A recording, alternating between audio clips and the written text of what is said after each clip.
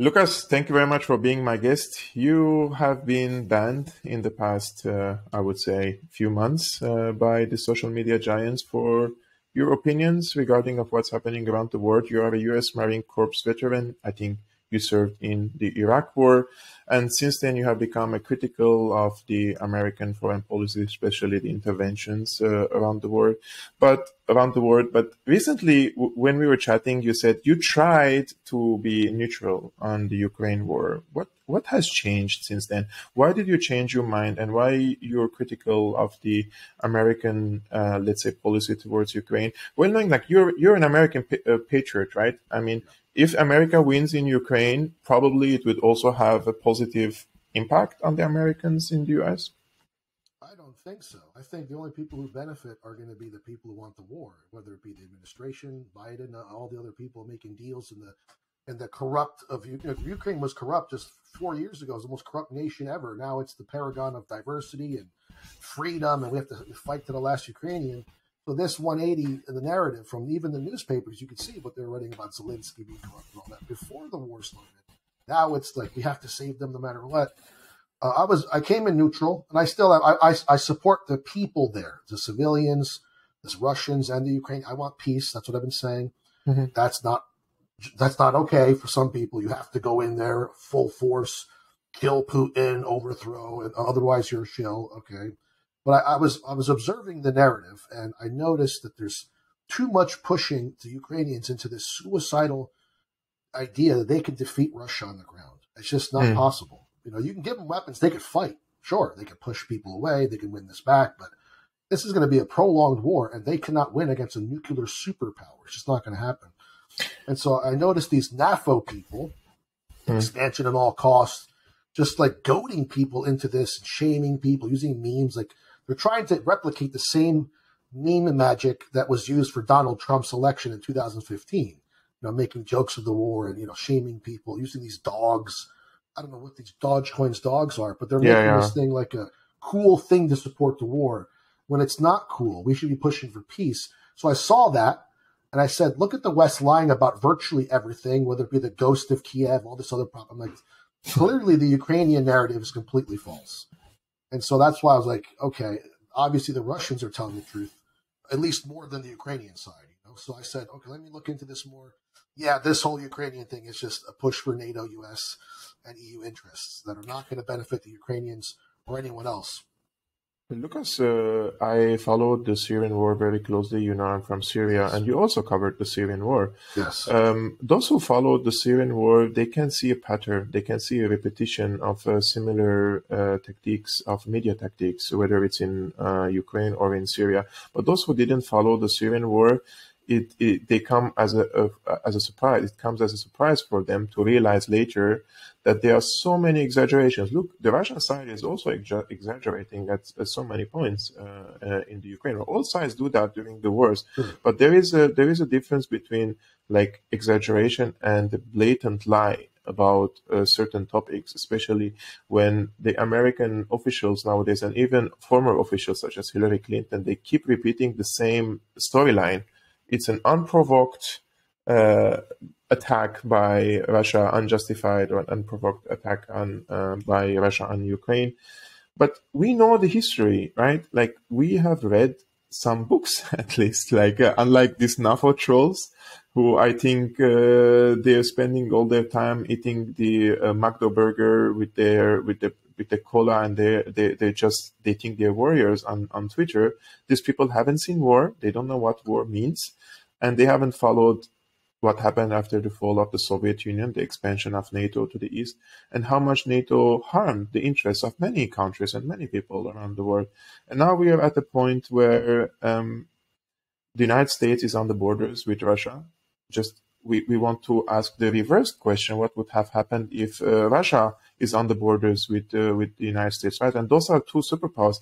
And if Russia is on the borders with the United States, I will be the first to oppose that, because I want all countries to live peacefully, and the people are paying the highest price.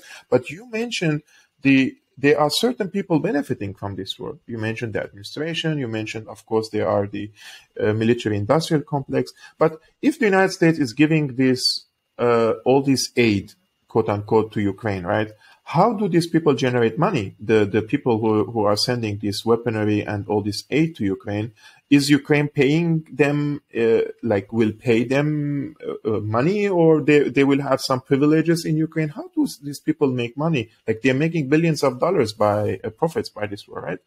Yeah, I'm assuming if it's an actual real deal, they'll supply Ukraine with all these weapons. If they win by a miracle, then the Ukrainian people are going to have to pay it all back, if that's how it actually works. Or we'll just give it to them and we're not going to see anything out of it. What I keep hearing is it's a money laundering operation. All this money is going to Ukraine.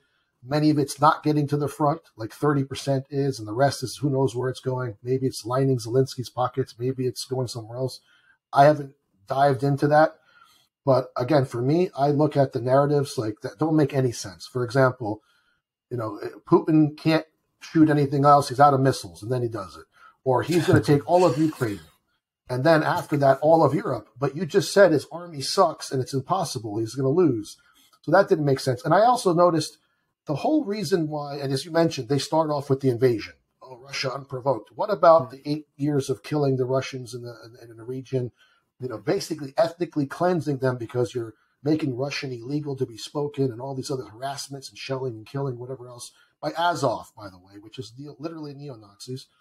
You look at that narrative, you're like, well, that's missing from the narrative, of course, from the mainstream media.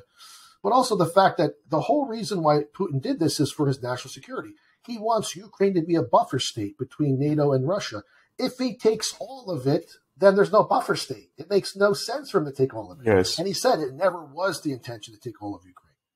But now, look, now there has to be some kind of takeover in the sense that there's got to be a pro-Russian government there installed or something, because now they insist on fighting to the very last Ukrainian. They don't want peace. Zelensky, I think, even said it's illegal to even discuss peace. Yes, he made it a law. He made it a law. Yeah. He signed the decree. He's been saying, let's talk this whole time. Let's all talk. And now they're saying, no, we want Crimea back too. Well, you guys are out of your mind. I mean, how long can the Ukrainians endure a winter with no heat, electricity? I don't know if they have any internet. How long could the Europeans pay for this as well? Because all the sanctions thrown at Russia are backfiring. All of them. The United States is feeling them. Europe is feeling them. Meanwhile, Xi and Putin are becoming closer. BRICS is probably going to get involved. Saudi Arabia is telling us, yeah, maybe we're going to go to BRICS. Wow, there goes the petrodollar. And America loves its petrodollar. It killed Gaddafi for it, Saddam for it. These are the people who want to get off of the dollar. So this is a huge shift in power. And so I'm like, well, what is the West talking about that they're going to take out Putin and all this? And I said to myself, yeah, there's something wrong with these narratives. Like you mentioned, Syria. Assad's winning. He gasses his own people. No, it's not. Now they're talking about this dirty bomb, that the Russians are going to blow up a dirty bomb to blame Ukraine. But the Russians are saying, no, they already have one. Go inspect it. So it's very similar how they're doing with Syria to this same thing. That's why I noticed the pattern. I said, okay, I was neutral about it. Now I see the Ukrainian side is being used. And I feel bad for the Ukrainians. Yeah, I really feel bad for the Ukrainian people, because the media is also very capable of social engineering, I would say, and they are able to shift the minds in a way, or to shift the opinions in a way that they are selling illusions to the Ukrainian people that they are able to win. And when we say win, it's a decisive victory. They are selling them the idea that they're going to liberate the areas in Donbass. They're gonna liberate the areas in the south, all the way to the Crimea. And I think just the idea of raising the issue of the Crimea, which was always a part of Russia, and it was just Khrushchev who gifted it to Ukraine out of goodwill in the 50s. I think they are pushing for a nuclear clash, because for Russia, for those who don't know, in 2014, when the CIA engineered the coup d'etat in Kiev, the first thing the new government wanted to do is to kick out the fleet of the Russians from the Crimea. And that means Russia no more has an access to the Black Sea, and therefore no more also has a close access to the Mediterranean, because the Russians can access the Mediterranean also through the Black Sea from the Bosphorus, right? So this is also, we go back to the Cold War era, when the United States was a sea power and Russia or the Soviet Union was a land power. And because the Russians learned from their mistakes during the Cold War, they want also to have an access to the warm waters. And what the Ukrainian government did after the coup, they want to kick out the fleet of the Russians from Crimea. And what the Russians did, they occupied it. They occupied it directly. They did a referendum there and they annexed it. And now, if you are pushing this illusion in the minds of the Ukrainians for them to go into suicidal missions, they are just pushing the people in Ukraine to die. They are just pushing them to die for the sake of nothing. The only I would argue difference between now striking a deal with Russia and later, I think you also said that in your video, right? Yeah. It's just the amount of people will die. Exactly. It's a body count difference. So either you do it now where it's, least amount of deaths, or let's prolong the war through the winter. Let's piss everyone off. Let's even perhaps get even more countries involved. I saw the other day 4,700 airborne troops. The United States is there. So what? This is not good. What if one of them gets killed? You think our government will? Look, our government will invade your country with no excuse. How are you going to tell the American people our guys are getting killed over there? I mean, the longer this goes on, the more risks toward anything, even nuclear strike. Will it be a nuclear fault, completely all over the world? No, I don't think so. But if there's a nuclear dirty bomb blown, let's suppose the Ukrainians pull this false flag, then what happens? I mean, this gets very nasty. It gets very ugly. And I really feel bad for the Ukrainian people because they're being sold this stuff. And they're the ones living in darkness right now without heat. And it's not even winter yet. And the whole world is suffering. I'm telling you, I think the whole world's going to get tired of this. Like, all right, done. We're done with the Ukrainians. Sorry, good luck. Because it's Russia, again, strengthening themselves with China. They have all the gas they need. There's one guy on Twitch. He put his gas on for 24 hours and he streams his gas on. He's like, look how much, because it's so cheap there. So we're feeling it in America. Europeans are feeling it. How long can we sustain this proxy war? That's what this is, can work. And everybody knows it. Everyone knows it. And unfortunately, the Ukrainians think they're fighting for their existence. But Russia isn't threatening their existence. They just want a buffer state. And now let's suppose Ukrainians do win and then become NATO. It still doesn't solve the problem. Russia's not going to go, I guess that's over now. No, they're going to still fight. It's going to prolong this even further. So the only end is to keep Ukraine neutral. Moscow's been saying this for decades. It's not just started yesterday. It's been saying it forever. This is what we need to feel safe. And, you could the example could be, what if, China put missiles in Mexico, right on our border? What Monroe Doctrine? Nope, can't have it. That's what the Cuban Missile Crisis was all about. Exactly. So we cannot have that in our country. Why can't Russia protect themselves from a clearly expanding NATO over the years? So, but the argument here is always NATO is a defensive alliance. It's not an offensive alliance. Yeah. And then when you ask the Serbians and you ask the Libyans and you ask the Syrians, they have a different opinion about the NATO, right? And unfortunately, like in Germany, the ordinary people, I would say they are a big portion of the German people aren't aware of the NATO's main mission around the world, which is to preserve the American hegemony around the world. And Germans themselves are now paying a huge price by embedding themselves with the Americans in Ukraine. Their economy is suffering. Inflation is very high. We're paying very high bills nowadays, and we are basically financing the war machine in Ukraine. And nobody asked the opinion of anyone here in Germany whether they want it or not. But the other day I was talking to an expert, and he said, what's the difference between the dictatorships and the democracies? And he said, in our countries where there are so many dictatorships, he's an Arab expert, he says, the governments practice control over the people. So they use the Jacobian force, they have the intelligence agencies, they have a police force, etc. Like they force their way on the people, so they control them. And he said in the Western societies, the governments practice hegemony over the people. They use the soft power. They control the minds of the people. Yes. They tell them how to think, what to think, and how to act without even telling them to do so.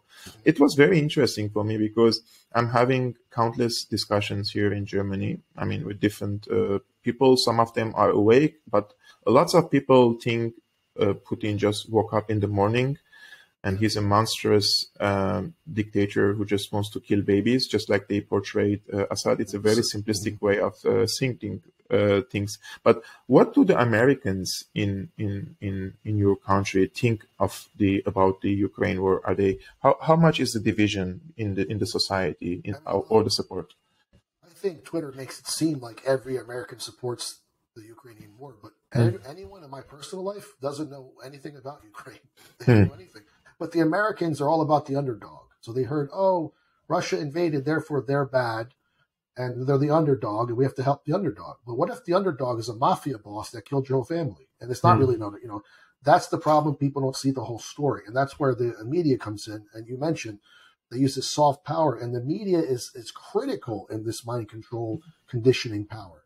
Another thing about dictatorships, if something's going wrong, you know who's responsible. It's that dictator. He has to be toppled. In the West, democracy, there's no accountability. This guy comes in for 4 years, replace it with that guy for another 4 years. This senator drops out. It's a revolving door of criminals with no accountability. That's why it gets away with so much. You can't pinpoint. If you had one dictator, he started the war, he destroyed your country, get him out. And then you solve the problem. Here, who are you going to get out? There's 535 Congress people. Half of them voted, you don't know where the accountability is. It's one of the worst form of governments, if you ask me, because of that reason. And so the people blame each other. Oh, you voted for him. No, it's your fault. So it's even more control. There's so many layers of deception. There's more divide and control aspects there. Yeah, so at least if someone's a bad dictator, it's his fault. Get rid of him. There's a coup. Now you have a new guy. He's doing better. Okay, great. Here, who are you going to get rid of? Nobody. Everyone's part of it, but you don't know who's really involved and what's going on. But what about the elected officials, like the congressmen and congressmen? For example, I would like really to particularly focus on the so-called squad in the Congress. Okay. So they're progressive, or they claim to be, and some of them also claim to be left-wing, some of them socialist. So at least ideologically, I would argue that they should be against war and against the American involvement. And I'm sure you watched this video of AOC being confronted by some students, and she blamed them of not being left wing. She even blamed them, I think, accused them of being right wing. And I think one of them was clearly of African descent. How do you see the role of the progressives in the Democratic Party when they vote on sending more arms to Ukraine? Well, these people are going to do what they're told to do, what the party line is. And it seems, remember, you made that video of the woke left. So it's the neoconservatives and the progressives have united now. Very strange. If you look at the Republican side, most people who are concerned, they don't want this war. Hey, use our money on our own country. What are you doing? Why are you sending billions over here and billions over there? We need our own infrastructure. We need our schools. Which should be the socialist, liberal people. These are the people who should worry about infrastructure and health and all that. No, send more money to Ukraine. So it's like even the people that should be what you're talking about, they're even going with the new woke war 3. Conservative. It's a very strange alliance, if you will, and it's not helping anybody. So yeah, it's interesting to see her get confronted, and she should be confronted because she's not supposed to be promoting war of any sort.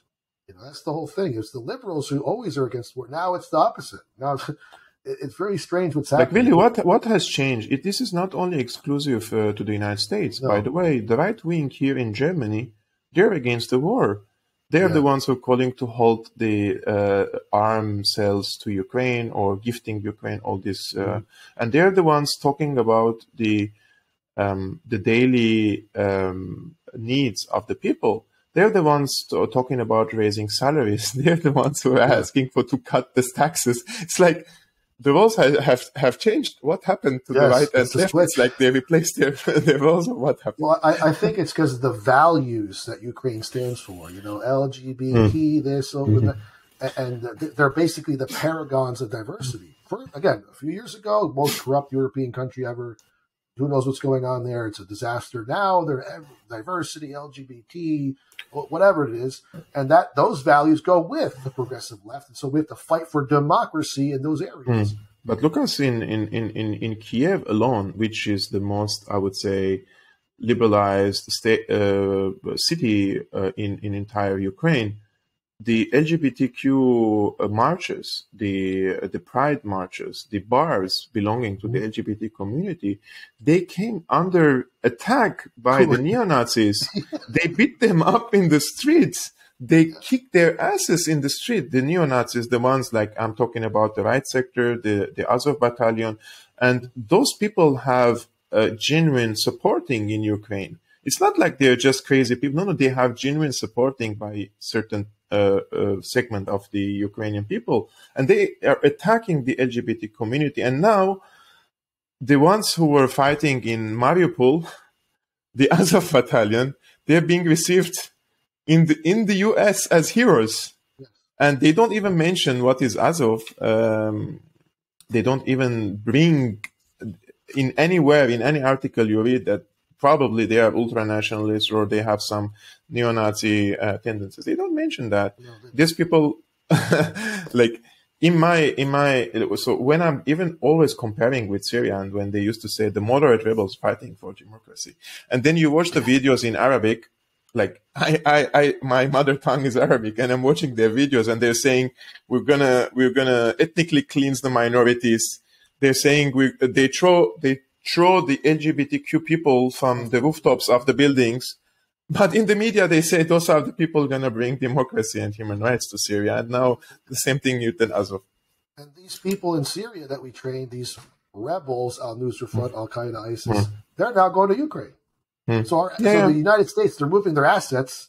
Okay, we need you in Ukraine now. You know, it's interesting to see. And like you said, the American people don't see the truth about this Azov battalion, what they've done there. And in fact, it's interesting how people will support that. The ADL even said, well, yes, there's neo-Nazis, but they don't hurt Jews. Like, what? So you admit, the ADL admits that there are some. Even the ADL is saying, yeah, no, it's not a bad thing over there. It's a little different. Don't worry about it. I mean, that is interesting from the ADL. You know, but yeah, I've seen all the excuses made to support this war. It's really stupid. It's suicidal. It's going to destroy the Ukrainian people. And, you know, and here we have crazy Putin every minute, peace, peace, peace. Every speech I see, because I got a website, I go to a YouTube channel, this guy, Professor Michael Rossi, all the speeches unedited, all translated. I go watch them, which they're not showing on the United States, you know, on our media. So I watch them every minute. He talks about peace, how we're not going to hurt them. They're our brothers and sisters. That's one of the reasons why this war took longer, because they're not just going in there killing a different people. It's the same people. Russia sees Ukrainians as one of them. So it's a lot different, you see, and therefore they don't want to hurt civilians. They don't want to bomb everybody.